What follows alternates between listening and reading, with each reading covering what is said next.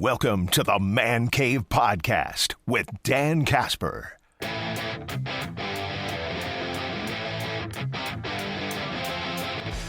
What's up, everybody? Welcome to a brand new episode of the Man Cave Podcast. Dan Casper here with you as always. Hey, quick reminder, don't forget to follow and subscribe to the Man Cave Podcast wherever you listen to your podcast, whether that's Spotify, Apple, Amazon, YouTube. We got videos up on YouTube as well. And if you could, subscribe to the YouTube channel. It's just, you click on that little bell there and bada bing, bada boom. Doesn't cost you anything. Same on Spotify and Apple. Just follow and subscribe. Doesn't cost you anything. If you could, positive review and a 5-star rating because it helps others find the podcast. Not only is it just the Man Cave Podcast on there, it's the Kid Cave Podcast. It's our Tailgate Series podcast. Packers, Brewers, Bucks, Tailgate Outdoors, which is what this episode is. Tailgate Outdoors, because here in Wisconsin, we're getting ready for the opener of the deer gun season. I got Wisconsin DNR warden Jake Bolks joining me for a big chunk. Whitetail Partners Tim Kaiser joining me in the back end of this episode too. So lots of good conversation with them. We're going to get to them here in just a second. But I got to say, when it comes to this time of year, I'm all about traditions.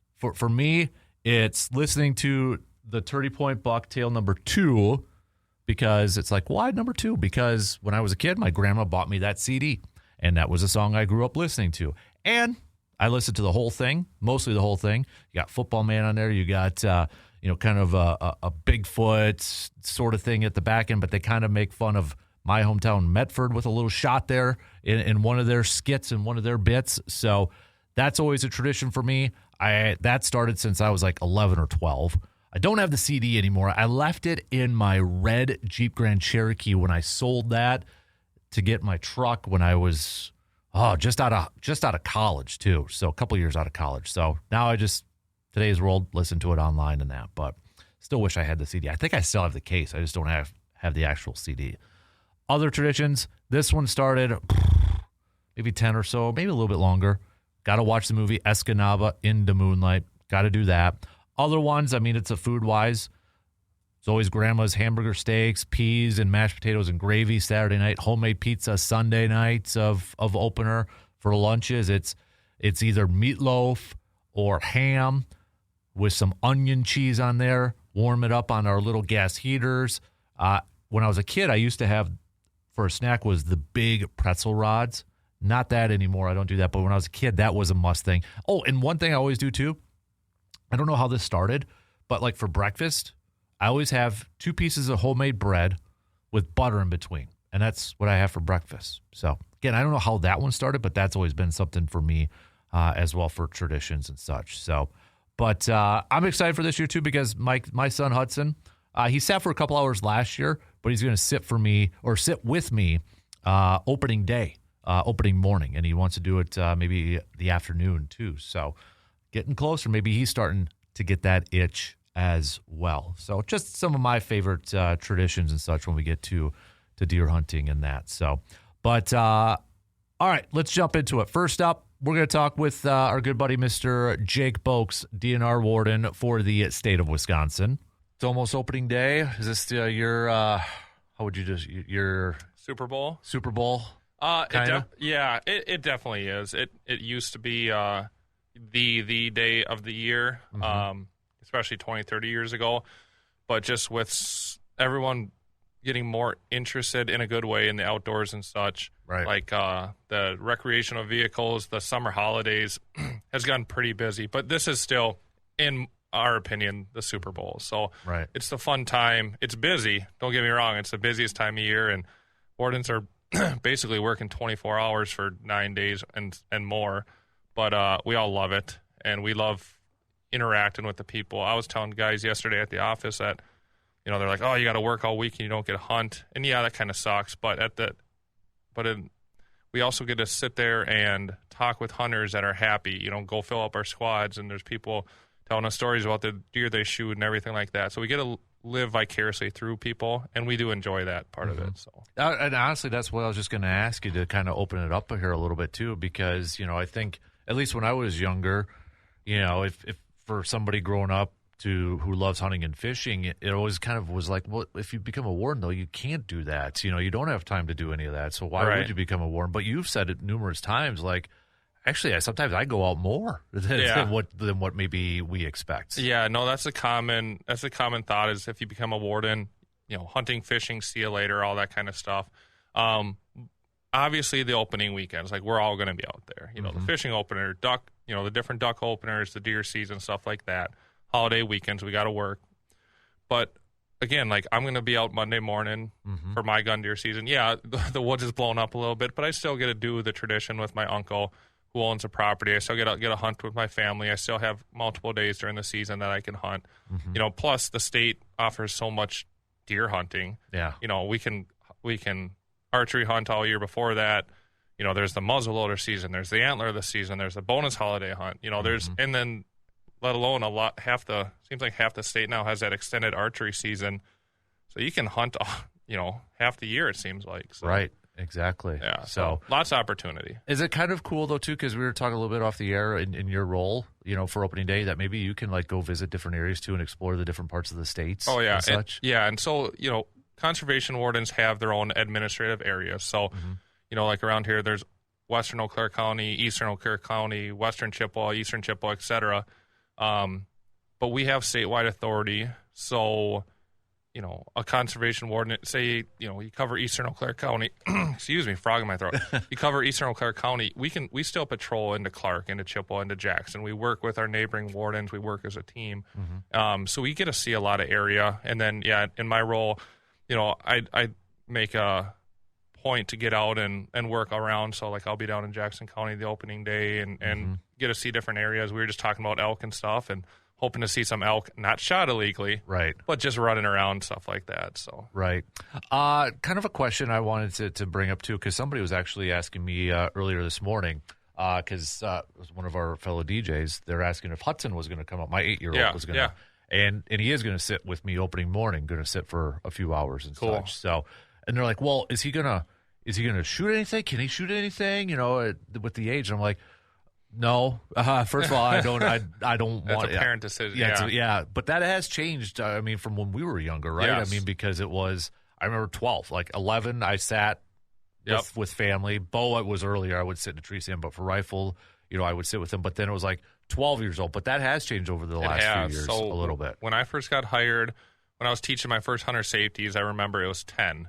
10, because I'd always ask kids, who's 10 or 11? You got to be you got to be with your parents or a guardian. Who's 12 or 13? You got to be accompanied, yada yada. So it was 10, and then a few years ago they removed the age restriction basically. So hypothetically, a 9, 8, 7, 6, 5, 4, 3, 2, 1-year-old could go out and dump a deer if they want. Now, like you just said, it all comes down to the parents and their opinion on if their son or daughter is ready for it. So that's first and foremost, like it's a parent's decision, and we want everyone to be safe, and we also want the kids to enjoy it and be ready and be mature enough to handle killing an animal, because whether you're 5 or 55, it can be an emotional process harvesting an animal. And then not only are they mature ready, but physically they're ready. You can't pull the trigger for your 1-year-old. You can't do all that kind of stuff. So, we do see people under 10 harvest deer legally, and they're ready and do it. But I think a lot of parents, wait for that 8, mostly still 10, 12-year-old age where they're getting into hunter safety and they're harvesting their first deer or turkey or whatever. Right. So is there that, because I was looking at the regulations, because I was kind of curious too, like an 8-year-old, can they go with an adult essentially? And then, but when they have to reach, is it 10 or 11, they have to go to hunter safety then? Yeah. Correct? So, if you're 11 or under, even if you have hunter safety, you have to be within arm's reach of a guardian. Doesn't matter if you have it or not. If you're 11 or under, you have to be within arm's reach. So, that's sitting in the same blind, sitting in the same tree stand. It's not sitting across the field from each other. It's arm's reach, whether you have it or not. When you're 12 or 13, again, even with hunter safety, you have to be accompanied, which means you got to be in voice or visual contact. So, you could sit a little bit further, sit in separate tree stands or something like that, but still you got to be right there with them for the most part. You're involved in the hunt with them. Once someone turns 14 and has hunter safety, at that age, they're allowed to go out and hunt on their own. So as a parent, you could drop them off, or if you own a 40 or whatever, even a couple acres, they could walk out back and go hunting on their own. But yeah, there's still that requirement for a guardian to be there if you're under 13 in some facet. Right. Yeah. Because Hudson was like, well, Dad, because he thinks now, he's like, well, can I try shoot? If I miss 3 times, then can you shoot it? I'm like, it's not going to work out that way. Yeah. But he's the thing, like, too, he's never seen, like what you were just mentioning, he sat with me for a little bit last year, but he hasn't seen a deer get harvested yet. Right. So I kind of want to expose him to that before, really jumping into that, because that's going to be different for him. Yeah, every parent does it different. I got a 5 and 3-year-old, and, my oldest, my son, he's getting to the point where he's starting to get it, and we're going to start working through that, but it's going to be progression. It's going to be starting with squirrel, mice and squirrels at home, up to this, up to a turkey, up to me bringing a deer or sitting with them. By the time he's pulling a trigger, he's going to have a lot of sit time and understanding and discussions. Right. We're not just going to go out and start blasting deer and see how he responds. We're going to work through that first. So let's talk little tags, because we have a couple people chiming in with tags and such. Is there a deadline to purchase your rifle tag before you head out to the woods? Can you purchase it the same day before you go hunting? Yes, no waiting period. You can purchase it the day of. The key is that you have to buy it before you go hunting. So where we see a lot of people getting jammed up, whether they're trying to save $24 or they forget, is that they forget to buy it prior to going out, and then they get out of the woods and need to register a deer and go, oh no. So if you do make a mistake, please call the DNR, self-report on our tip line, or just call your local conservation warden. All of our phone numbers are public, because we always say, if you call us, we can work through stuff a lot more, or we can work through an issue, especially if it's you forgot to buy your license, but your intent was to have it, or you forgot to register a deer by 5 p.m. the day after harvest. Call us. If we have to come to you and knock on your door, the discretion changes and the enforcement action changes.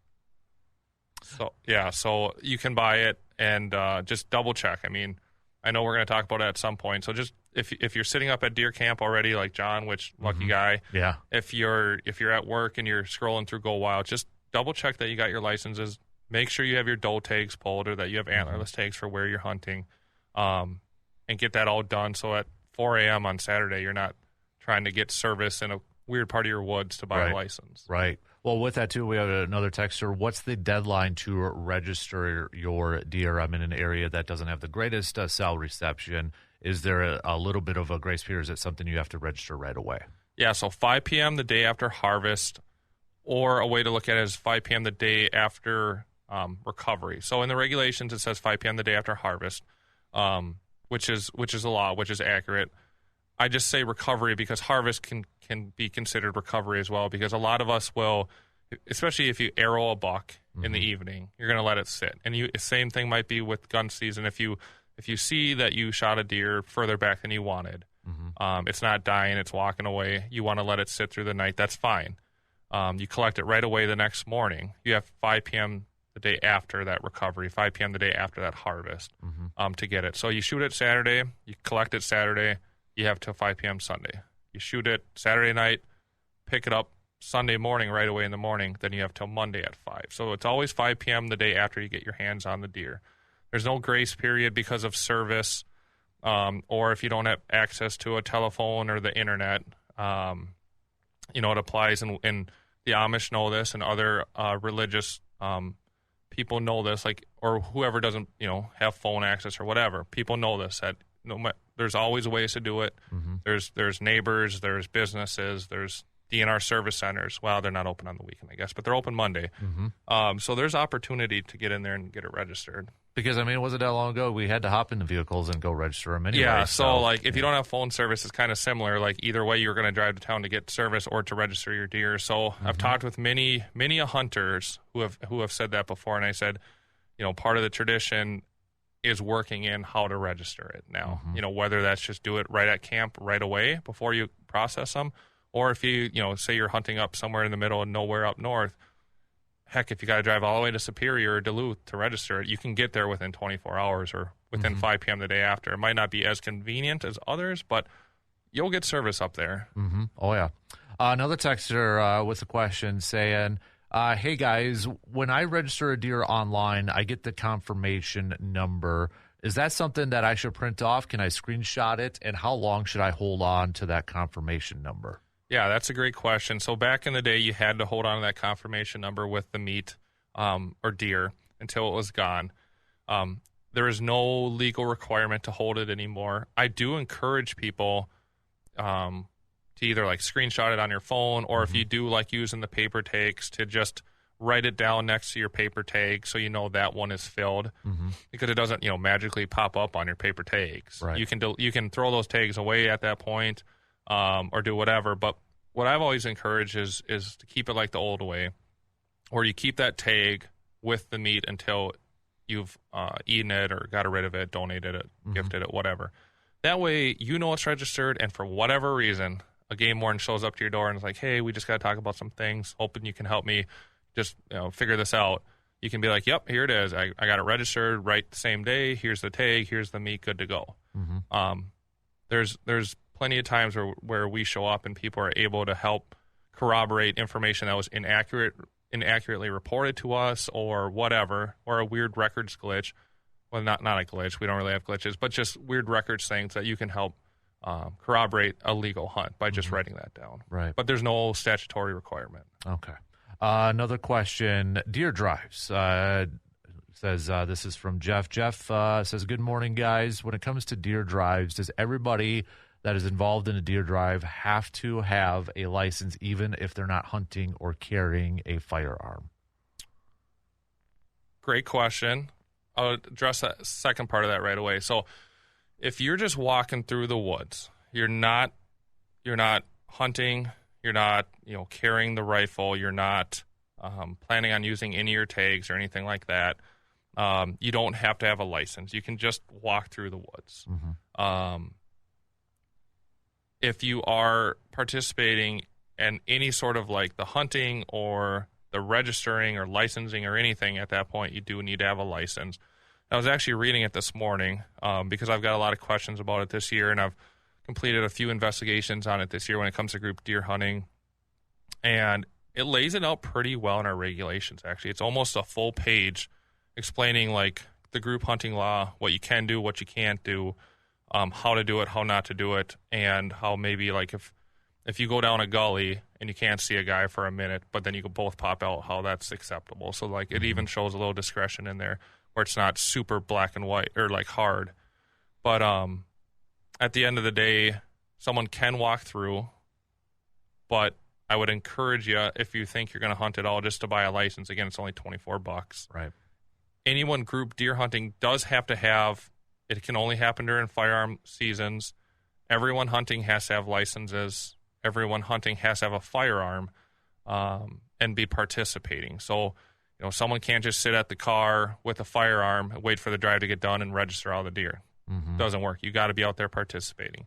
Someone can't be sitting in their house, and then you bring the deer to their house and you register it for group deer hunting. That doesn't count. You can't do it during the archery season. You can't shoot a doe in October and then register it on someone else's account, even if they're sitting with you. Not allowed. It's only in firearm season. So it's really important that this group deer hunting stuff is that everyone's out there. You have all the appropriate tags to legally harvest deer. Everyone has licenses and everyone has guns. If someone brings a crossbow, they can walk with you, but you can't share tags with them or anything like that because they don't have a firearm. They could shoot their own deer on the drive, registered on their own account. That's fine, but they can't participate in the group hunting law because it's not a firearm. Gotcha. Interesting. This other texter comes in here too, says, and I feel like we talked about this one a couple years ago, but I've seen this before too. It says, is this legal? I've seen people do this before. This is from another Jake, by the way. Plenty of us out there. Right? Another Jake says, I've seen people do this before. Is it even legal to see people combining corn and people set up like they're doing a drive? I'm assuming they're waiting to see if they kick out any deer from when farmers are combining corn.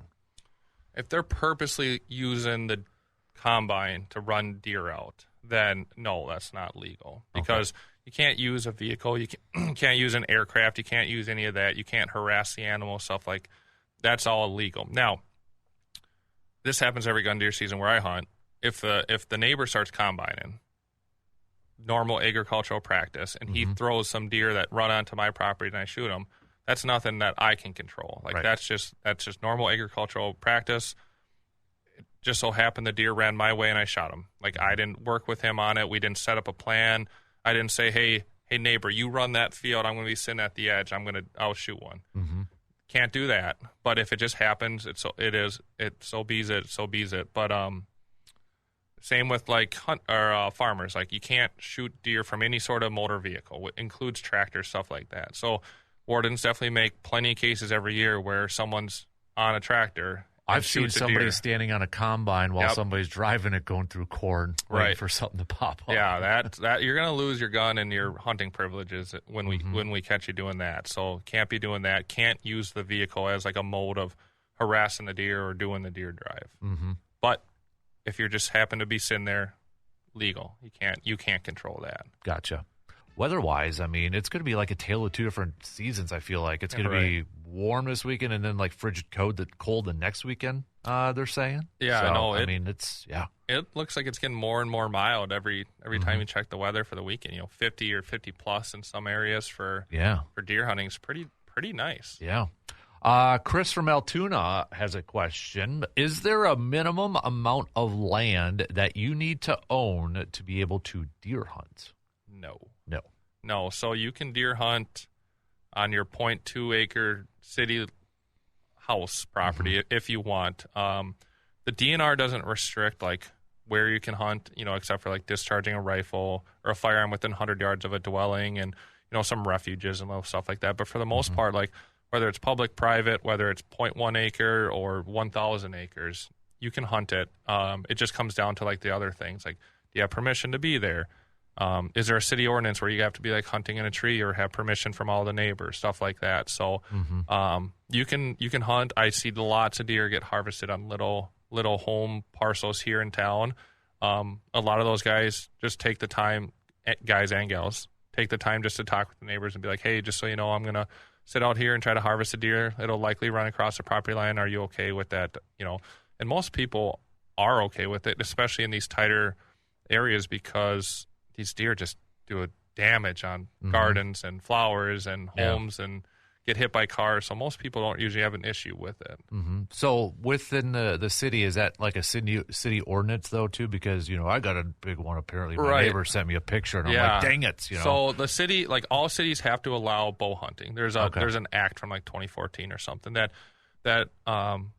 basically says that ordinances can't be more restrictive than state law unless there is a safety aspect of it. So, shooting a 30-06 on downtown Eau Claire, there's a safety aspect. Yep. But sitting up in a tree stand, aiming down on the ground using archery equipment, that isn't as much of a safety concern. So the city allows it and the state allows it. It's just there's the state regulations, got to have a license, can't bait, yada yada. Right. The city has a few more of their ordinances just to help make sure it's controlled a little bit and safe. So have to be shooting from an elevated position.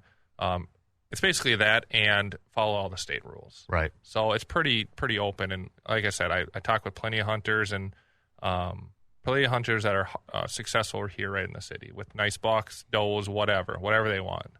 Yeah, because I think even a couple weeks ago, somebody was sending me pictures of like just walking downtown Eau Claire, Mondovi, these big antlered. Well, they're smart. They know where they're pressured, they know where they're safe, and I always think it's crazy, like the ducks on the Mississippi River, like they know that refuge line. I hunt down there, and those ducks literally swim next to a sign in the middle of the river, and they know as long as I'm on this side of the sign, they won't shoot me. And I'm just always like, how do they know that? And because they figure it out, they know where they're not pressured, and same with these deer, and that's why they're all coming to the city. We don't shoot them because it's hard, can't use guns.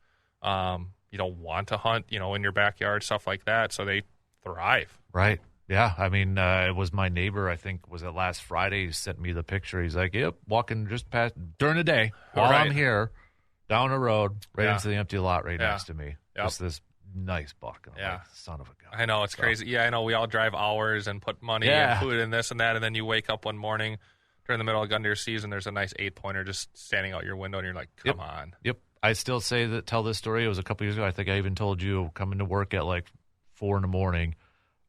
Just this monster. Where was it running? In your parking lot, the DNR parking lot towards the river. So there's crazy how many animals are back there. Actually, it's kind of funny when I sit back there do paperwork. Some days there's turkeys that are always walking around. There's deer. There's coons. There's everything. Man, just hanging around. That's unreal. Safe in the DNR parking lot. Another question from Brandon saying, is there any restrictions on any type of firearms when it comes to rifle season? Can I use a shotgun? Can you use a 44 handgun? Is there any type of restrictions when it comes to that?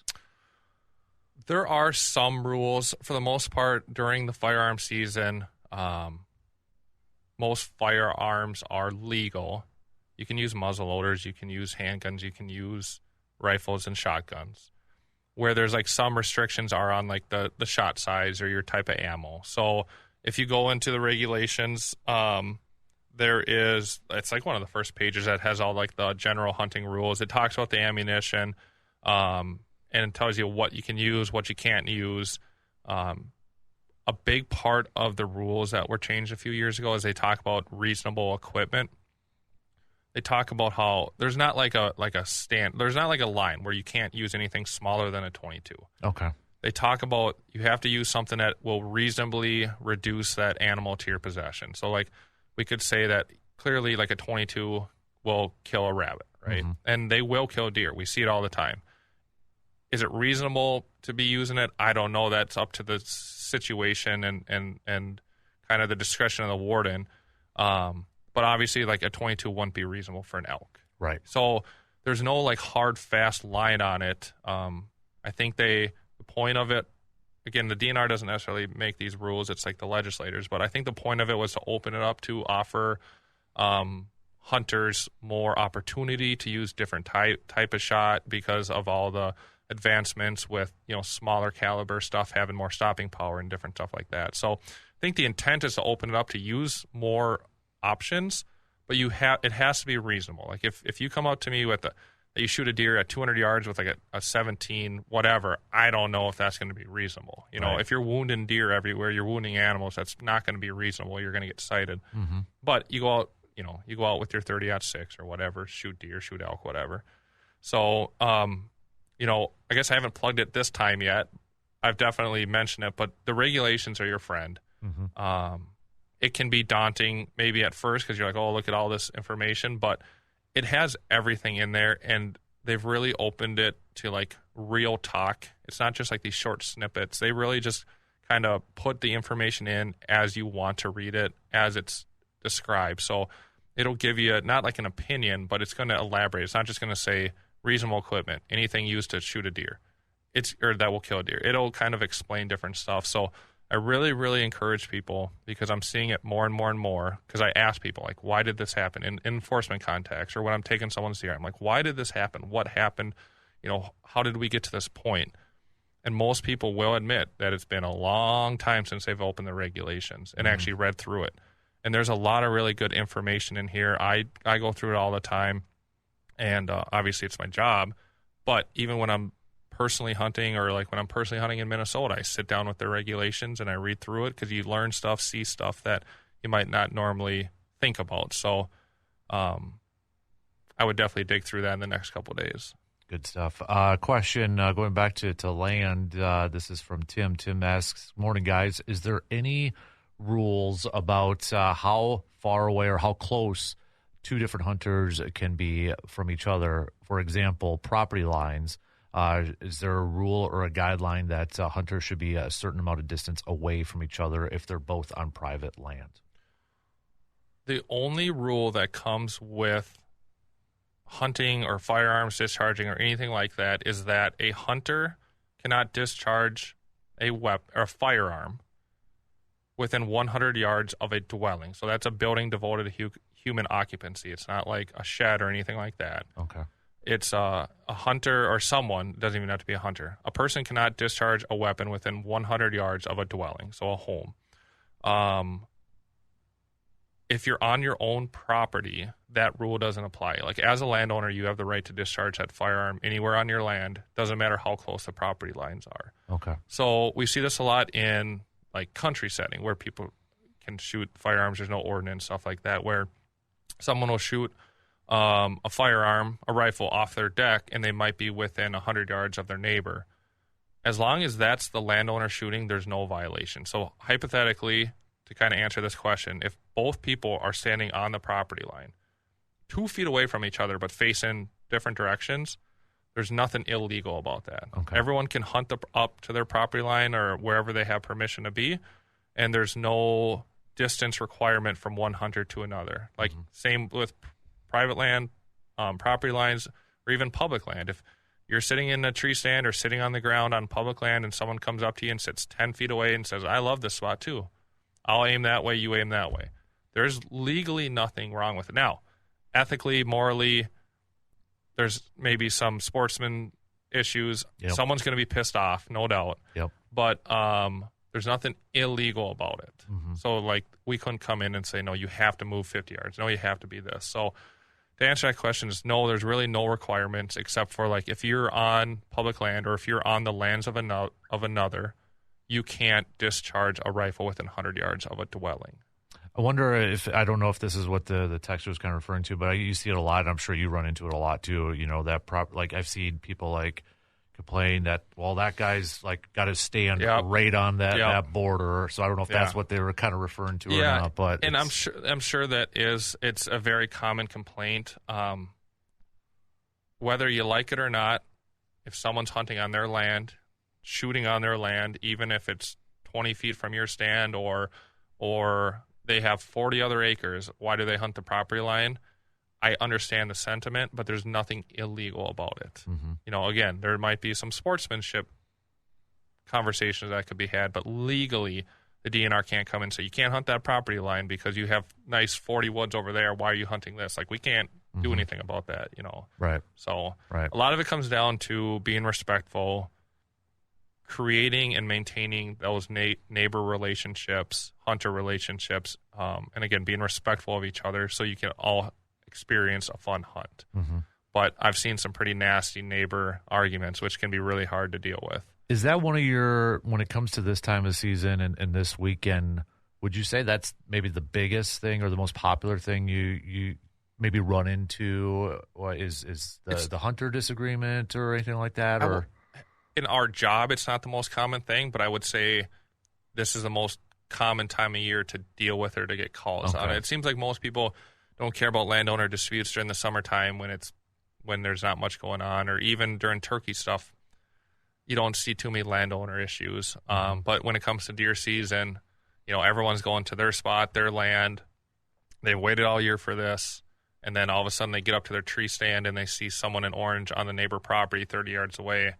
That's where people start getting upset. And it's at the end of the day, you all own private property and you're all allowed to be there and to do it. And, you know, how you figure that out is up to you guys. But I've always encouraged figure a way out or figure it out, because it's always worse when you fight. Like, I've sat through enough of these to know that if you fight with your neighbor, it's only going to get worse for both of you. It's never going to get better. If someone can figure a way to mend the relationship, you have a better chance of having just a more positive experience overall on your private property if you can find a way to figure it out. Question that just popped in my mind because I did my tradition of watching Escanaba in the moonlight before every opener. And the scene where they're trying to get Ruben to set up a blind next to I-95 or I-35 or something like that. How far away from the road do you have to be? 50 feet from the road center. Okay. So there is one blind on 29 going eastbound. I know which one you're talking about, I think, too. If that guy's listening, it's legal, but it's darn close. I mean, I guess you don't have to worry about being quiet in your stand because the semis will do that for you. But it's 50 feet from the road center for hunting and for discharging firearms. So, you know, those are two different things, and it's important two different things because you can hunt without discharging your firearm and be in violation. So when people do group deer hunts, and it doesn't have to be a paved road. Gravel roads count too. We just go to the middle of it and put down our tape measure and measure from the middle of the gravel road. When when you're doing like deer drives and stuff, you can't walk through the ditch line just because the woods are thick and you want to shoot the deer when it runs out of the woods next to the road. You got to be 50 feet in, and most of the time 50 feet in is mean you're walking through those saplings if it's a clear cut, or you're walking through like the forest. Like, it stinks. It's not going to help you, but it's the law. So, and then same for discharging. So you can't hunt within 50 feet, and you can't discharge a firearm or crossbow, bow, whatever, within 50 feet of that road center. And it, again, we've done many investigations and contact many people where, you know, you can see their foot tracks in the snow, you can find the shotgun shell, you can find whatever, the rifle casing, and they're like, oh, I'm more than 50 feet. I'm like, well, here it is. They're like, yep, that's it. And it's like 22 feet away. Like, it's like go down the ditch, come up the ditch, and then walk another, 10 paces, 20 paces, because that's 50 feet. Right.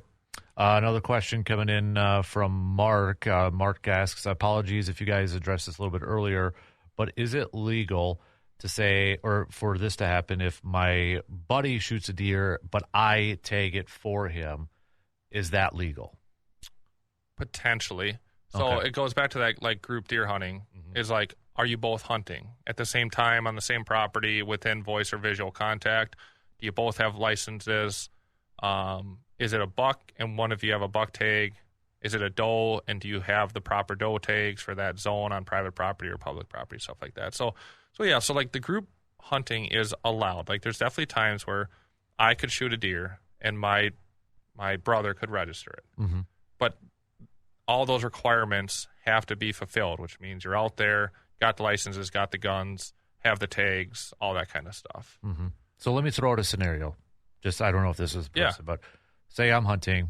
I already tagged out on my buck. Right. But my buddy's hunting with me, same property, and I shoot a buck again. Yep. Can he tag that? He can if he's within voice or visual and all that kind of stuff. Okay. Yep. So that's where, like, that group hunting works, where if like you're tagged out, then you can still shoot a deer for someone else, but you got to follow all those requirements. And it's not that many, but it's more than a couple. I say this at hunter safety classes for the youth, and I've been saying it more and more in the public, like when I'm talking with hunters. We have the hunter. Why am I blanking? What are we talking about? The hunter group hunting law. Group hunting, yeah. I'm sorry, guys. The group hunting law. But I really encourage everyone, if you're going to go hunting, have your own tags and know that what you shoot, you're going to register. You can register and still gift it to someone. You can register and still donate it to someone. But where I'm seeing a lot of people that are either accidentally violating or just straight up violating is that they're just going out shooting deer and then just registering it on whatever tag they have in whatever zone they have on whoever they have, whether they're hunting or not. They just aren't taking that accountability. So I've just really encouraged, like, you won't get yourself in trouble if you know you have the correct doe tags and a buck tag. You shoot that animal, you register it. Right. You're not going to get in trouble then. And then you can still gift it to the family. You can still put it in the pile and cut it all up and share the meat, whatever. There's obviously the group hunting law. That's fine. Take advantage of it. But if you don't want to accidentally get yourself in trouble, just be accountable into your own hunting and what you're going to harvest. Because I suppose there's also that situation too. It's like, okay, you hear, say you got one tag between you and your buddy, you hear him shoot. You don't know if he hit it or not. Right. And that deer comes through or another deer comes through. There's a lot of circumstances where you could finish the deer drive with two does in the forest zone or DMU 201 now. Yeah. But only have one tag. And then what? What are you registered on one of the Metro unit tags? That's very illegal. You have an illegal deer, and now you're providing incorrect information to the department, which is a huge citation. So, again, I'm not saying it's bad. I'm not saying this. I'm just saying I see a lot of people that intentionally and unintentionally make mistakes when it comes to group deer hunting versus just shoot it, register it, and then either take it or give it to someone else. Speaking of those units too, maybe just, I know we've hit it a couple times in the last couple weeks, but this is the first year for rifle with these new units in this area. So probably just another good reminder for maybe if you haven't gotten your antlerless tags or such, to double check that map. Double check the map. I got the rigs popped up here. Page 11. It's a full page, colored page that really lays out all of the counties and all the zones. So like, if you go to that page, and I'm looking at it online, so again, this is all online availability. Eastern Eau Claire County is now DMU, so Deer Management Unit number 201. And then Western Clark is 202, Jackson County 203, et cetera. And then all the way up in the north. It's all DMUs in that northern forest zone. And the map does a good job. It shows the road. So obviously the county lines are the county lines, but then for like Eau Claire County, Highway 27, that's the divider. And it says it right there, 27. If you go up north, I don't hunt in the north, but you can see, up in Price County, it's Highway H to D to number 8 to 102. So it lays it out. So you should be able to know exactly where your hunting property is. Are you east or west of Highway 8 or north or south, and then, which tag do you need to pull and where do you need to register it? So you can't just take the Eau Claire Central Farmland or the Eau Claire Metro Unit and then use that to register your Fairchild deer because that's illegal. Right. Rodney, with a quick question. I don't know if it's going back to what we were just talking about, but ask, can we use walkie-talkies? So you're not supposed to use any electronic any electronic stuff. You can have your hearing aids in or whatnot. Right. But that's about it. And again, it actually lays out really good in the regulations. It talks about what you can and can't use, but you can't it says right here, hunters and group hunting party may not use cell phones, special free radio communications or other mechanical devices, so like walkie-talkies, to establish contact with the person who the deer is killed. It says right in here, except hearing aids. So if you need your hearing aids to hear someone through the woods, that's fine. You don't have to take your hearing aids out. But you can't use walkie-talkies or your phone or anything. It's voice or visual contact. So if it's not visual, you got to be able to hear your hunting partners. So can't text or get on a walkie-talkie and say, "Hey, Bubba, big one coming towards you." Right. Kind of give a gameplay like heads up. Yeah, you can't use them for hunting. You can't use them for hey, I got a doe over here or whatever. If you're doing group deer hunting, you got to be within that visual or voice contact. So that's really a good important. note. I think maybe not a lot of people realize that part. Yeah, yeah. So the whole I think the whole intent of this, and this law is older than me. Yeah. But the whole intent is that you're lined up. You can look down to your right, you can look down to your left, and you're going to see the hunters, and you're probably going to see what you're shooting. Obviously, the woods get thick. I've done tons of deer drives. But you're going to know when someone's shot. The group's probably going to stop. You should have that conversation. Someone shoots a deer. Oh, got one. It's a doe. Bob. Billy's going to register it. All right, we still got, have that communication. We still got one more doe tag. We still got 2 buck tags, whatever. Or, nope, we're done. We shot 2 on that drive. We're done. Move it. So that communication, that visual contact, that voice contact, that all needs to be in play. So what if you're in tree stands? Is it different then? Like if you're in a tree stand and 200 yards away, I'm in a tree stand. It still works if you can see each other and everything. Okay. You still can't use a walkie-talkie if you're you're not doing drives, but you're in a stand. Yeah, most people do the group hunting when you're driving, so that's kind of what it goes down to. But it's still, if you're going to group hunt and you're going to sit in stands, same thing has to occur. You got to be within voice or visual contact. And have the same communication. If someone shoots one, get down, go talk with them. What do we got? Da-da-da-da-da. That way you're not overfilling your tags or shooting something you can't, stuff like that. Gotcha. All right. And we've got a couple texts to hit up right away, a couple of new texters, so appreciate that. Ted in Eau Claire says, can you text each other while hunting? To kind of go back to the communication aspect of it. So you can definitely text and play games and look at your cameras while you're out there. Again, the whole walkie-talkie phone thing isn't so much you can't have them in the woods carte blanche. You can obviously have it be on Facebook, do fantasy football, but you just can't use it as hey, I just shot this doe, come over here and help me. We're going to use this as you're going to register it for me. Again, if you shoot an animal and you're going to register it and you text your hunting partners, hey, I shot a deer, you want to come help me gut it and drag it out, fine. But if you say you're 200 acres away from each other and you say, hey, I just shot this doe, I'm going to have you register it so I can keep hunting or whatever, then that doesn't fulfill the requirement of being within voice visual contact. That doesn't fill it. So you can't use it for saying, I shot this, I want you to register it. Gotcha. That's where it makes it illegal. It's that communication about that I shot this, you're going to register it. Right. If you're going to, again, goes back to if you're going to register your own deer, there's no problems. Right. You're just hunting, you're just talking, that's fine. Right. So 12-year-old Johnny's sitting with his dad, and dad texts his grandpa saying, "Hey, Johnny just got his first deer." That's fine. Or Totally like fine. Yep. But if you say, "Johnny shot his first deer," come out from the couch and tag it for him, then we're going to put it on your account, then it's like, no. Yep. Can't do that. Exactly. So that's a good one. I do a lot of fantasy football in my stand. I do a lot of all right, who's on Facebook posting deer already because I didn't get anything. Yeah, right. So got a couple more texts here to get to. I'm not sure if you covered this yet, but if a person has a felony and comes out hunting during gun season with a crossbow and has both an archery and gun tag and harvests a deer during gun season, which tag does that person have to use to tag the deer with, the gun tag or the archery tag?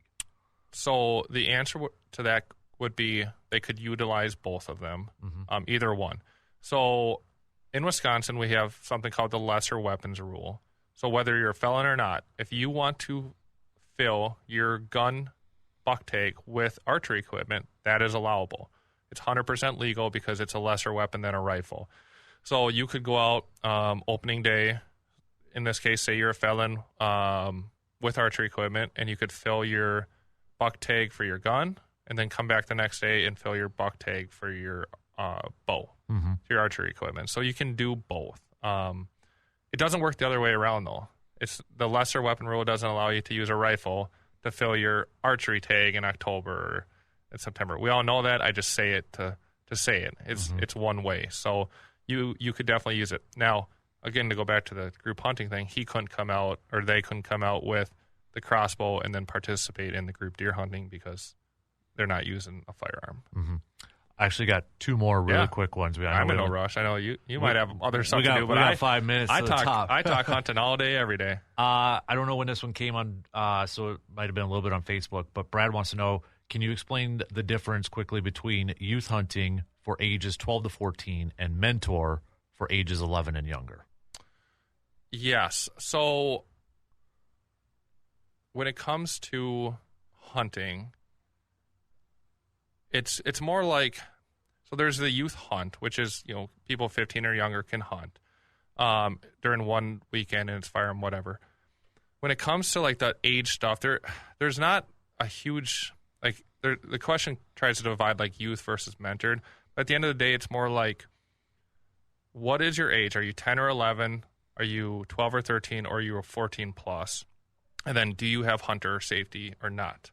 So if you're 14 and older with hunter safety, you can hunt on your own. But if you don't have hunter safety and you're 14 or over, you have to have a mentored license because you don't have hunter safety. And then you still have to hunt with somebody, a guardian, with, being within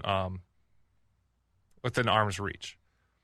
So a lot of it doesn't have to come down to so much as like the age as much as it is, do you have hunter safety or not? When you're 12 or 13, it just means you don't have to be within arm's reach. You can be a little bit further away. So if you have a mentored license, it means you don't have hunter safety, and it means that you need to hunt within arm's reach of a guardian, whatever that is. Your father, your mother, your grandparents, your brother, if they're over 18, doesn't matter. But it's a little bit of a complicated question just to like hit all the different specifics here and, this little answer. So anyone's always welcome to call me or the DNR and we can answer that. But also it does lay it out really well in the regulations. Like if you don't have hunter safety and you need a mentor license, what you have to do. It also lays it out like if you're 10 or 11 with it or without it, this is what you can do. 12 or 13 with it or without it, this is what you have to do. 14. So it's a great question. Hopefully if you're hunting between 10 and 14 anyways, you've worked on getting your hunter safety, you're going to get it, and you're with a guardian, even if you are up to par. Hopefully we don't have any 11-year-olds that parents are just kicking them out the door and say, go. One, it's not legal, but two, it's probably just not ready for them. Right. So just I would just focus on that and then just read the regs and call your local warden if you're having trouble deciphering them or figuring them out. Well, this is the perfect last question, I think, for the last couple of minutes. This is from Dan in River Falls. First, he says, thanks for doing the show, Jake and Dan. Could you describe how to become a game warden and what are the requirements? Maybe give some examples of how people have become game wardens. Yeah, that's a great question. People become game wardens a lot of different ways. There's no specific way you have to. I think back in the day, everyone's like, you got to go to UWSP, got to go to Stevens Point. That is, and I went there, and it was a great. And that's what I was told, so I did it. Mm-hmm. I started my college in Minnesota and ended at UWSP because that's what every warden said. Go there. It's a great school. Mm-hmm. Like it's a college. It's a natural resource first type of school. So like if you want to be a game warden, you're probably interested in outdoors, and it just facilitates to that. But the requirements aren't very intensive. You need to have 60 college credits, which you can actually earn after you get hired if you're selected. You just have to be over 21. There's a lot of stuff that you can find out on our website. I guess I'll plug that really quick. If you go to the DNR website, you go to the warden page. Our recruiting page is actually really good. They've done a lot of good work with it. It explains everything you need, everything you could have, should have. It explains a day in the life of a warden, sets you up with people that you can do ride-along, stuff like that. But anyways, it's the same route as any other law enforcement. You have to get your 720 police academy, so your Department of Justice, DOJ training. You go through school, whether it's at a tech school like CVTC here. I went through Mid-State in Wisconsin Rapids, and then you get hired, or you finish those schools, and then you can pick, like, do you want to be a warden? Do you want to be a trooper? Do you want to be, Eau Claire PD, whatever? So we all have the same training, the same background, the same everything, just like if you went to business school or whatever. It's just you select where you want to go at the end. Mm-hmm. So you can also get hired as a game warden without having that, and we'll put you through it. The DNR every spring we run, I just found out yesterday, we have 10 new wardens. They haven't been named yet. They haven't shared the names with yet, but they'll start the academy first week in January, and we put them through that DOJ 720-hour academy all the way through June. Then they train on FTO field training for 6 months. Mm-hmm. So they do a full year training before they even hit the field. So lots of different ways to do it. If you are interested or you have a family member that's interested, I really encourage you to go to that recruiting website, start there, make some contacts there, or just reach out to your local wardens. We do ride-alongs. I got a couple scheduled for not next week, but the week after and stuff like that. I'm going to have to sign up for that for you. Dude, I'd love to take you out. That's awesome. It's a lot of fun. And I got a couple college kids right here in town that are interested that I'm going to take out. And it's a really good way to get in the truck and see what a day is like and see if it's the right career or not. Absolutely. I know a guy really quick because I know I'm over time here quick, but I know somebody I graduated high school and college with, accounting degree. He just switched gear, and he's now a game warden, started up. So. Yeah, I was going to say, a lot of people go right to college, get the job, and get hired and want to come in, but we have people that went to school for wildlife. We have people that there was one guy that was like a banker for 25 years, got hired, we trained him, he's a great warden. Yep. Lots of people with previous military and previous law enforcement. There's a newer warden to this area that will be stationed next month, and he has a full career already with Chippewa Falls PD. Great guy. Can't wait to have him out here. So lots of different ways to get in. It's just like we will hire the right people that want to do the job. Awesome. That's what we're looking for. Jake, appreciate it, man. Thank you. Be safe out there this weekend. Yeah. And again, as everybody said, thanks for stopping by and hanging out with us for a little bit. So. Thank you. I appreciate it. You be safe, and all the listeners have fun. It's a really fun weekend, so good luck. Be safe. All right, coming up next, Tim Kaiser from Whitetail Partners is going to be joining me, and we're going to continue talking some more hunting. Mr. Tim Kaiser from Whitetail Partners, how you doing, man? I'm good. Good. I actually got a question for you from one of our listeners. Sent it over yesterday, and I think this is a perfect question for you because, correct me if I'm wrong, you do hunt out of a blind, right? Or you did? Quite often, yeah. Quite often? Yeah, especially during gun season. Well, here we go. So this is from Mark. He had sent this over yesterday. I'm going to just lead off with it right away if you're good with that. Right to it. Question for the Whitetail Guru, so we're going to call you that right okay. now. As you know, I'm not a spring chicken anymore and not as comfortable climbing up a tree as I used to be, and my wife is not comfortable with me doing that anymore either. So I have started using a ground blind to hunt out of most times. Any special or different tips for those of us hunting from blinds? Thanks and good luck to all. Okay, that's broad. Mm-hmm. We'll go a couple things there. Number one, and this might sound funny, but get a good chair. Yeah. Oh, my gosh. I've had chairs, you should take an old office chair up there and it squeaks or it gets cold and it doesn't work anymore. And if you're not comfortable, you're not going to spend the time in the stand. So that might be an obvious one, but invest a little bit more. They make some nice like ground blind or elevated blind chairs now. Yeah. That's well worth the money. But I would say just especially when you're on the ground, just be really aware of making sure that you have good shooting lanes. You're not going to get the advantage of getting up over some of that underbrush. So if you need to clear some things out ahead of time, I would definitely do that. Do you like, because I know there's some of the blinds where it's like you walk in, it's like 360 view, right? And it's kind of weird how that stuff has changed over the years, where you have all that insane view, where I'm still kind of like when we were growing up, probably little window, little window sort of thing. Actually, that's a really good point to bring up, because that's something I've gotten much more aware of with my blinds is because there's so many windows, you run the risk of kind of getting backlit. Oh. Right? So if it's bright behind you, even if you feel like you're hidden in the blind, the deer looking at you can see you really well. So I put up curtains on the back windows of my blind, or if it's a blind with zippers, keep those back windows shut.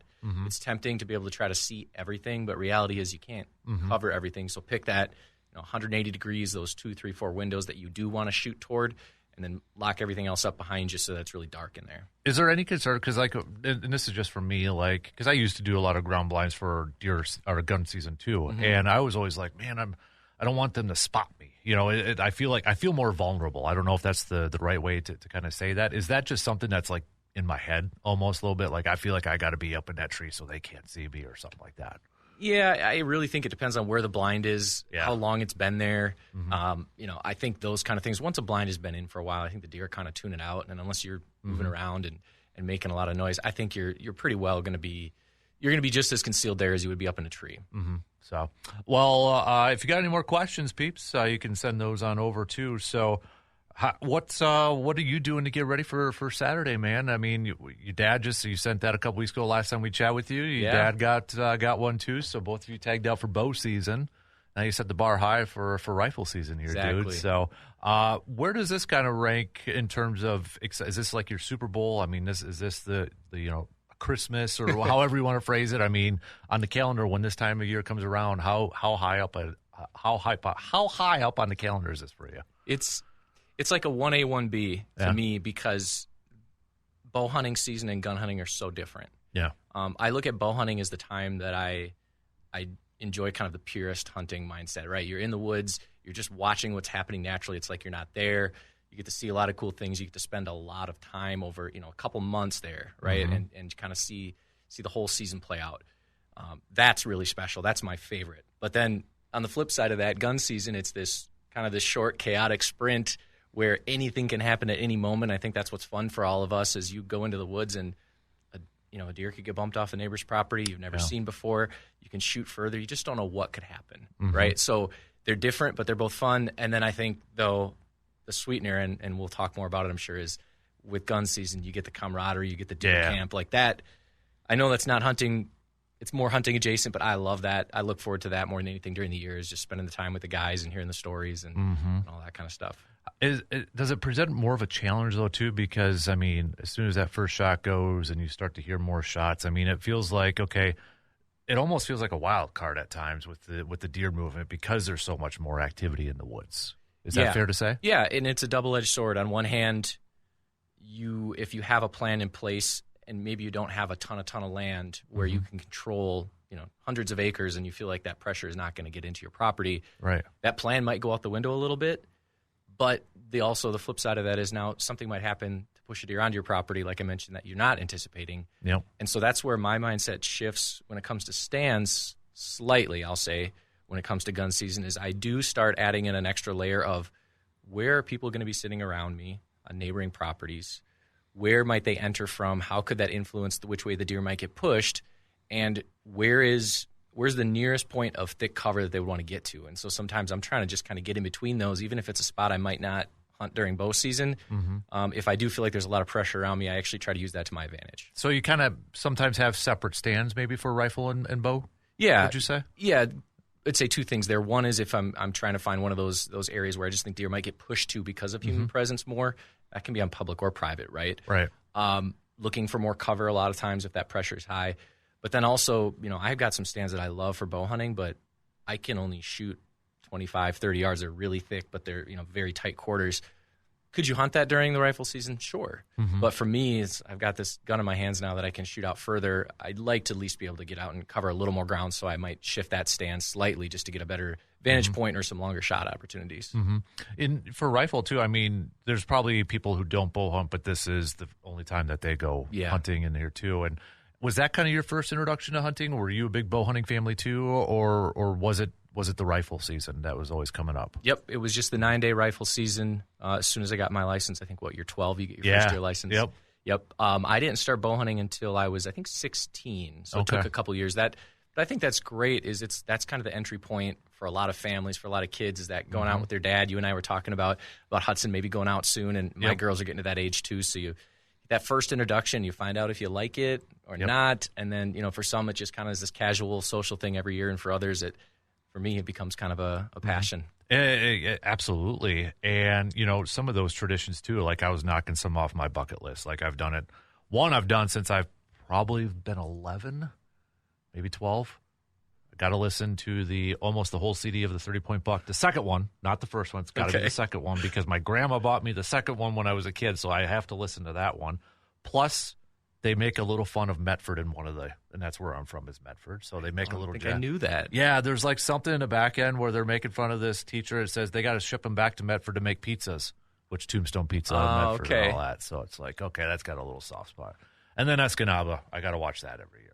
Do you have any weird traditions? Well, first I gotta admit to you, I saw your post about Escanaba. I watched it 2 nights ago for the first time in my life. I'd never seen it. Oh, really? Oh, my gosh. Okay. What a weird, funny, odd movie. Yeah. Yeah, it was the UFO. I got to know, is it the Menominee from Jimmer Nagamini from Menominee over here, or is it the other?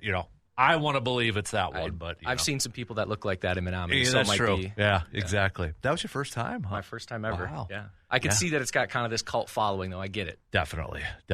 You gonna add it to your tradition? I will. Attaboy. Yep. Attaboy. Yep. What else do you do? You have any other traditions kind of like that, or maybe something completely different? Because I'm a weirdo that way. No. I will say that one more I forgot. Yeah, let's hear it. I don't know why it still fits, but it kind of relates to that movie too, where like his brother's got the shirt that he's worn since the age of 9. Yeah. I have a Packers turtleneck that I've had since 4th grade that I bought at Shopko in Chippewa Falls. Yep. Because I bought a Robert Brooks jersey when I was in 4th grade. Because remember back then when we were younger, you had to wear the turtleneck with the jersey. That turtleneck still fits, and I only wear it during hunting season. Well, first off, respect to it still fitting. Yeah. I don't know if that says more about how big it was then or how probably how fit you've stayed, but good work. I have a very similar tradition. I have a green John Deere T-shirt that I've worn since I was first hunting when I was 12. Yep. It's got a rip across the chest because one time I got stuck on a barbed wire fence. I don't care. I have to wear it. It just goes on underneath everything else every year. Yep. I'm not at meals. It's always like I think Saturday night it's hamburger steak and mashed potatoes. Sunday is always homemade pizza. I mean, it's down to the sandwich or the lunch during the day. It's the meatloaf sandwich with onion cheese from Gilman, so it's got to be that too. So, I'm like weird when it comes to that, but I think everybody's kind of like that. I love that. I think that's one of the best things about hunting camp and about deer season. Yeah. I would love some of the listeners to send in some of their traditions. That'd be fun to hear because there's so many unique ones out there and so many cool traditions at different camps. So Surveyor Sam had sent this one. I'll be honest, I've never heard of this before, let alone tried it. Canned mollusks. I don't even know what that is. Yeah, I don't know. Bottle tequila down in the first night. Okay. Which I don't know if I can do that. And cribbage tournaments. Big cribbage. Yep, big time cribbage over here. Yep. Little Debbie snacks. I mean, the oatmeal pies, the Christmas trees. People have sent those in. I used to when I was a kid, not anymore, but I always had to have the pretzel rods.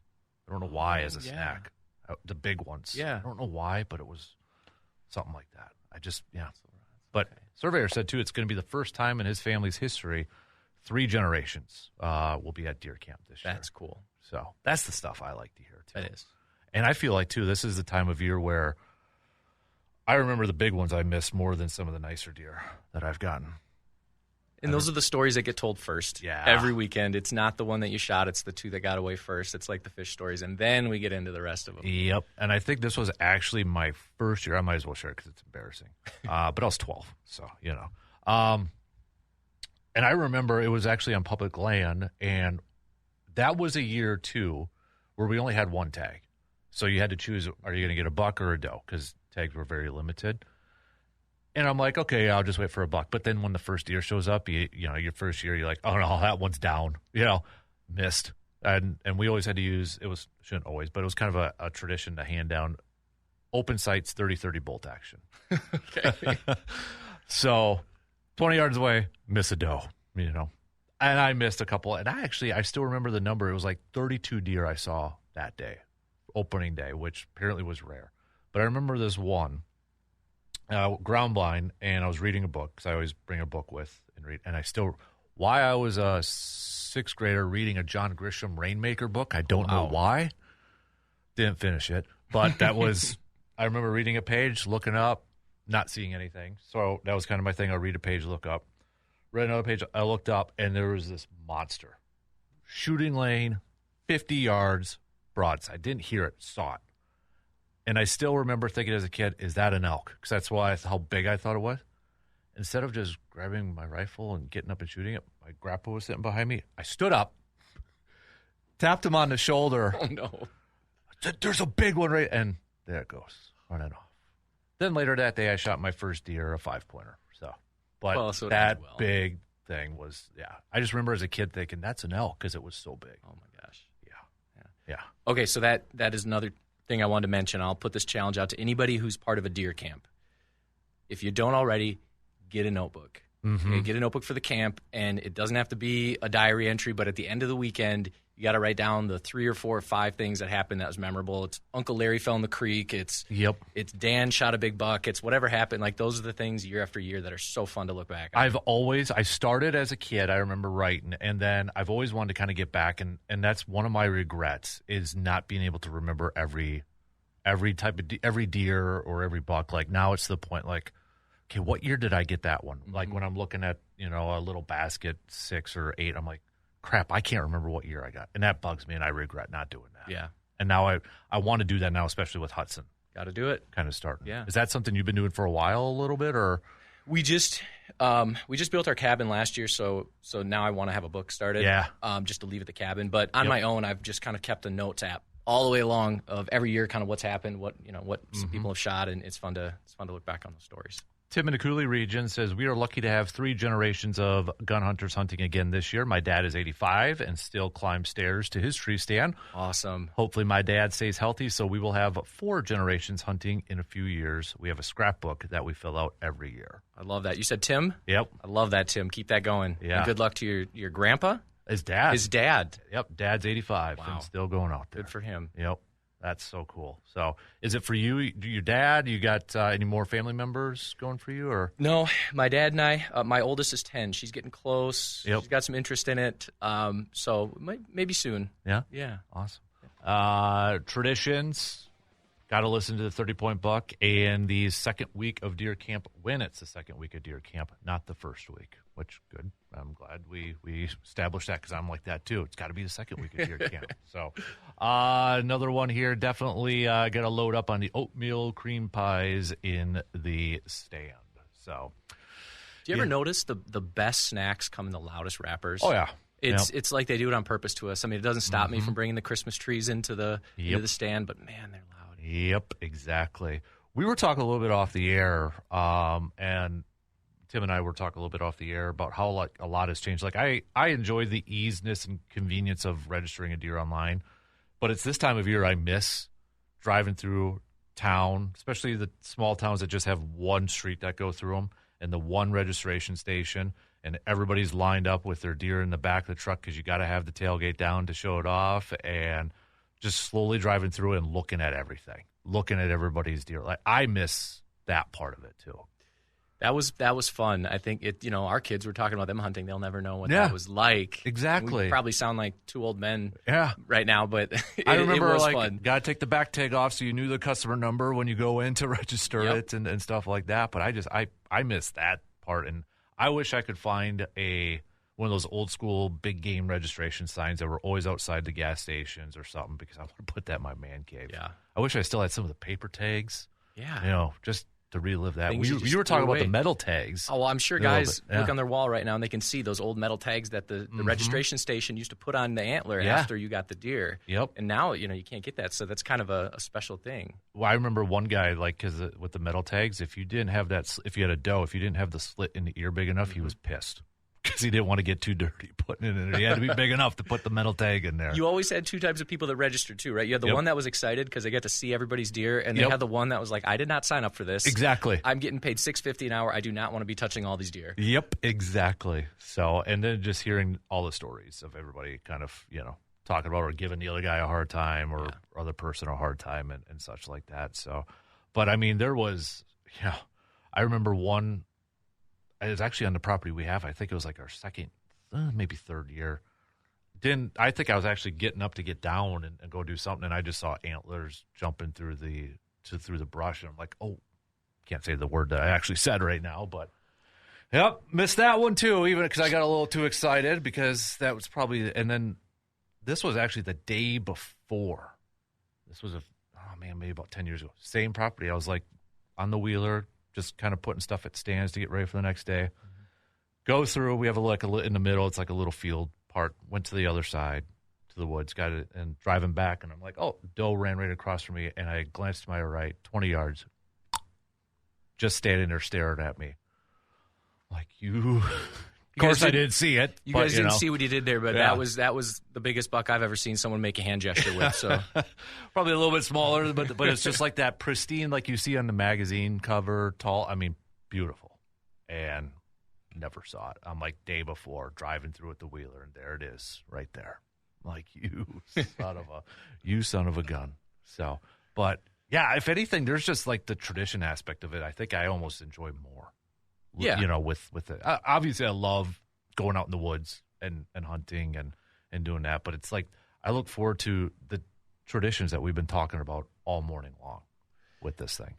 That's what makes it, especially in Wisconsin. It's just so deep rooted, Mm-hmm. and there's some other states that are, it's not like that, Right. And so I think if you lived here, you take that for granted. But there's a lot of states where that's not the case. So it's definitely part of our culture. Mm-hmm. Yeah. Is there anything from when we were younger that maybe you wish? We were talking a little bit about with the tags, or maybe something that you were younger that you hope to maybe pass on to your daughters when they kind of get into hunting a little bit or start to go out. Yeah, that's a good question. I would say the biggest thing would be they've got to gut their first deer. And Yeah. I don't know how you feel about that. Yeah. Some people are anti that, but that was one for me. I shot my first deer. It was near the end of the day, and the whole group had just gotten done with the drive, so they saw that I shot my first deer, and literally it was an audience of about 11 watching me gag and try to tough my way through the situation. But it was a good rite of passage, and something. I mean, it's good to learn too. Yep. But yeah, I'm like, because my wife was like, well, if Hudson whenever he gets his first one, are you gonna blood him? I'm like, what?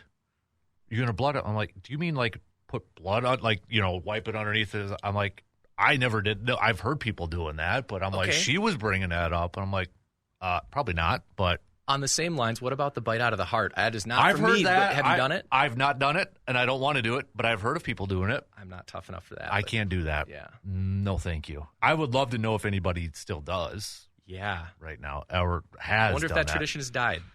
There's been some crazy ones like that. Like I've heard some weird ones that I don't know if people actually did or if they just like said they did it. Yeah. Like drinking the blood. I remember one time like boiling it and that. This was in high school. A high school buddy of mine was telling me, and I'm like, I don't know about that. Wow. Okay, so I got to ask. Yeah. Let's hear your setup for this weekend. I'm kind of curious. Run me through where you're going to be. Do you know where you're going to be opening morning yet? Yeah. So it's going to be a little bit bigger stand so Hudson could sit next to me. But so pretend I'm sitting here. So to the like a tree stand. Tree stand. Okay. Yeah. Kind of like a quad stand. Yeah. A little bit. So in front of me, about 50 yards. I call it a field, but it's not like it's not an egg field. No. It's kind of like just a bunch of switchgrass. They bed down in there quite a bit. Sure. So there's a little creek that kind of runs through it, and so that's one of the goals I have is that the grass has overgrown it so much. I want to clean that up and kind of make that creek a little bit more accessible. Sure. For as a water source. Yeah. For deer and that. So it's about 50 yards in from that, so it's a little bit of a, kind of a hardwoods thing. And to my left is actually a big tag alder swamp. And then to my right, it's all hardwoods. So it's kind of like, that's the setup. Yeah, you're sitting in that transition zone between, kind of more open woods and more real thick swampy stuff. Yeah, so like historically wise, mornings they'd be coming from the hardwoods because there are the ag fields over there, so they're coming that way, going back towards the tag alder swamp. And then evenings they're coming out of that tag alder swamp, either going through the field or through the hardwoods to go to those fields. So I like it. It's simple. Sometimes you don't have to overcomplicate it. Yeah. I'm hoping it works out because that's the one thing. Like Hudson sat for a couple hours last year but didn't see anything. So that's where I'm hoping just to see something walk through. Yeah. And it actually showed up on my Facebook memories the other day. Our area is so populated with albino deer. Every year we see one or a couple. And it just showed up on my Facebook memory 2 years ago, sitting there, and there was one walking through. But every year, and that's why I kind of nickname our area White Deer Ranch. Huh. Because every year we see at least a couple for whatever reason. Yeah. I've never seen one. You haven't? No, man. I've had a couple. One time I was bow hunting, and I got up in my stand, and I didn't even get situated yet. And turn around, right there, 20 yards. Watch me get situated and everything. That's amazing. Yeah. Tim actually just sent a picture. He's got a jar full of those metal tags and paper tags. Oh, Tim in the Cooley region. Oh, that's so cool. Yeah. That's so cool. You have to share that with me afterward. That's really neat. Yep. Man, I do wish, You never know until, like, it's gone. Yeah. Like, man, I should have done that. One thing, too, it's like, I know we're kind of going off a tangent. I love seeing old wooden stands. Oh, absolutely. Now, do you put any when I'm consulting, I get this question a lot: is when you see that, should I have a stand here? Somebody used to have a stand here. Should I? Well, to be honest, the stand I just told you about 50 yards, it's right at the edge of that tag alder swamp. There must have been two different stands because there's one tree that's got a board that's nailed way up there that's loose, and 20 yards away there's another tree that has two boards nailed up there, right at the edge there. I'll tell you what, it's not every time, but if you think about the effort it would have taken for somebody to build a wooden stand in a tree, usually it's a spot they found and had some success out of already. You just don't do that in 20 different spots like you would where we just throw stands up. So normally they are in pretty good spots. Yeah, and I love history stuff when it comes to that because then my mind instantly goes back to, well, what did they get? What did they see out of this stand? Yeah, and where the tag alder is, it's actually, I call it a little bit of a ridge. So it's like on an up, and then it goes down into the tag alder. So it's a little bit of a ridge down there too. So, but before we take another break here and we start to wrap it up, got a question here for you from Rick. Hey guys, Tim, do you have any tips for the weekend? Should we be using any scents for ruts or anything like that, or do you think that's kind of bypassed right now and everything's just messed up with everybody kind of walking around in the woods? Yeah, I mean, as far as things getting messed up, we talked about that a little bit right away. It depends on your situation. Are you public? Are you private? How much hunting pressure is around you? I would say the more that pressure dial goes up, the more you need to focus on finding cover. That's what I'm not worried about scents right now. I'm not worried about anything else. I'm worried about finding those areas where deer are going to go from where the pressure is. How are they going to get into that tag alder swamp, into the thick areas where people aren't going to be necessarily hunting.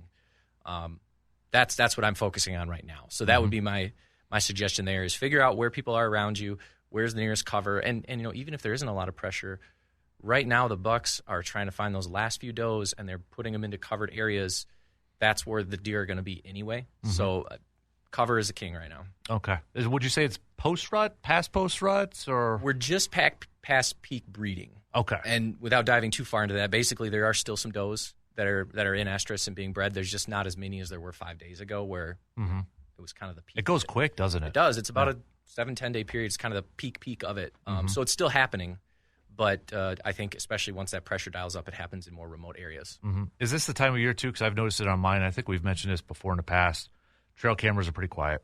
I've been hearing that all week. Have you? Yeah. It's try not to get into it. It's hard. It's like, oh, crap, now what's going on with the stand? But it's all kind of messed up at this point. And it's probably more to do where we have our cameras because we're not putting them in those really nasty thickets.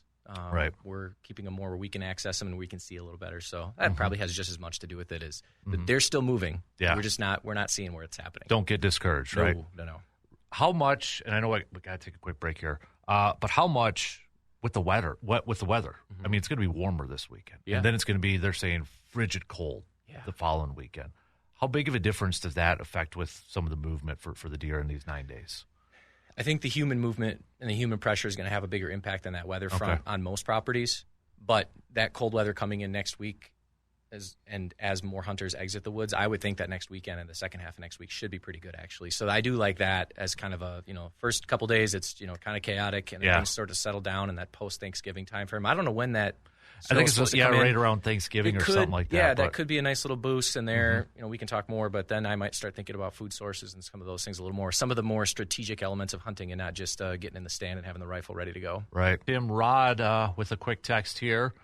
Great show this morning. Tags back to 1971. He's got a picture he sent over here, too. Yeah, there's pristine condition, too. They're not folded up or anything, so he knew what he was doing. I regret how many of those types of things I've thrown away. I know. I'm the same way. Like I can just picture, and he's got a couple of those, like the old bow and rifle ones were right in the middle. It had the picture of the bow or the rifle to distinguish it. And it's like, then I remember the sticker ones. Yep. I worked at a sports shop, gas station / sports shop when I was a kid, so I had to print off all those and man, do I remember the codes? I think 100 was fishing. Might have been. But yeah, you just have that memorized and type that stuff in and boom. It's a pain in the butt though when you ran out of paper. Those machines were never easy. No. So we only got about 30 seconds here, man. So best of luck. You too. Keep me posted. Stay safe. You too. I'll put that plug in for everybody out there. Yep. Be safe. Know where your neighbors are hunting. Know everybody else in your party's hunting. Exactly. We got to have more good memories for years to come. So stay safe. Yeah, I am definitely going to start that notebook too. I'm going to start to jot down some stuff, especially with Hudson. Good. Going here too. I've always wanted to do that, so I'm going to keep it going. So all right. Appreciate it, buddy. Keep me posted how you do and the family. Likewise. All right.